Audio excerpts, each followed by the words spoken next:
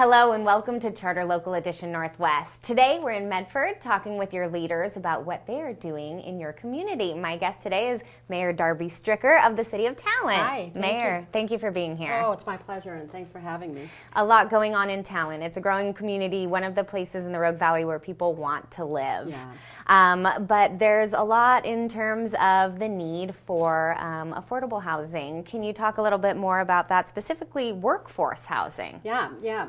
You know, I'm glad you brought that up because affordable housing is kind of a broad stroke.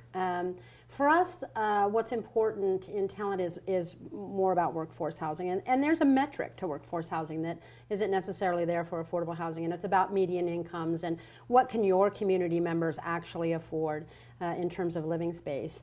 And like so many communities in Southern Oregon, we're struggling with that. We don't have enough of it.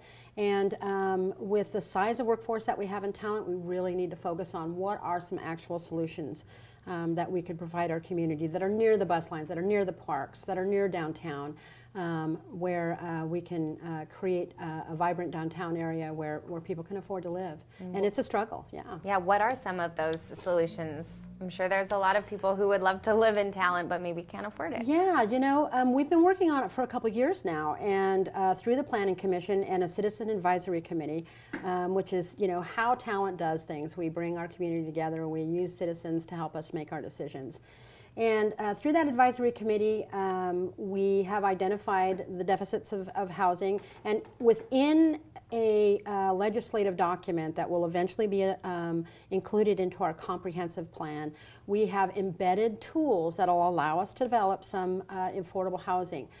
Those things are like converting some lands to housing lands, and a tool called inclusionary zoning, where you can require some of the development to be developed as, you know, percentages, anywhere from 10 to 25% to be developed as affordable housing.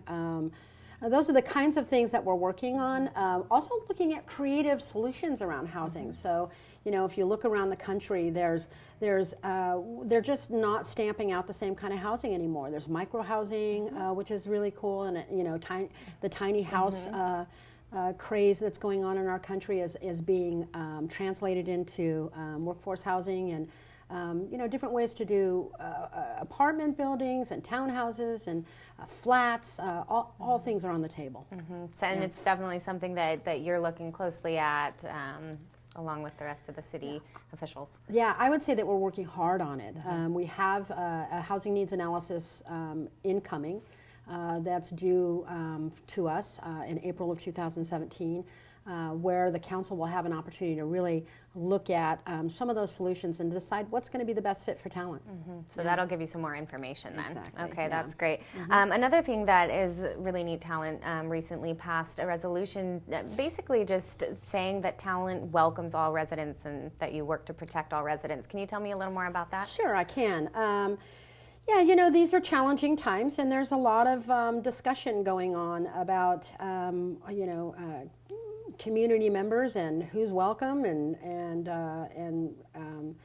so around that, some of our citizens in Talent came to the council and said, you know, we want to really state our position as a community, and not just about how welcoming and protective we are of all of our ethnic backgrounds and our religious backgrounds and all of our community members, but in particular those that are being victimized and marginalized in kind of today's discussion.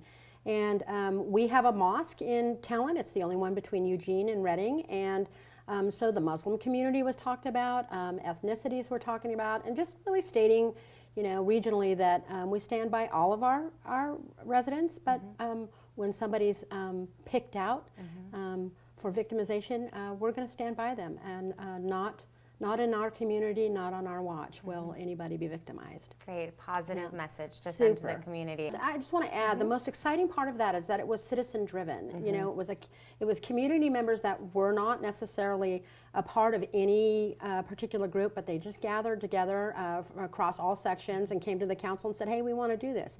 And the council, you know, saw to it that they had an opportunity to bring forth legislation that, in the form of a resolution, that that served that purpose. It was really a neat process to watch. And there are cities across the country who have done similar. Is this something that people can find on the city's website? Yes, yes, Okay. yes.